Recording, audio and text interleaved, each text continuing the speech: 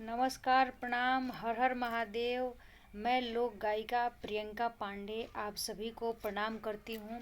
और एक विशेष बात बता दूँ कि गोपालगंज ज़िले के हरिहरा गांव में, जो कि मेरा ही क्षेत्र है, तो मेरे क्षेत्र हरिहरा गांव में श्री रुद्र महायज्ञ होने जा रहा है, जो कि दिनांक 27/5/2021 से 4/6/2021 तक होगा।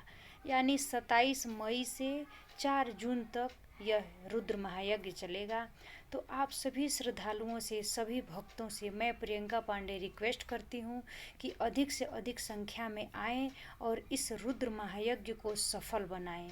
और इस यज्ञ में रामलीला और उसके साथ साथ एक से बढ़कर एक सांस्कृतिक कार्यक्रम का आयोजन किया जा रहा है। तो आप सभी भक्तों से रिक्वेस्ट है, प्रार्थना है कि आप अधिक से अधिक संख्या में आएं और इस यज्ञ को सफल बनाएं और अपने इच्छा अनुसार जो भी बन सके दान देंगे।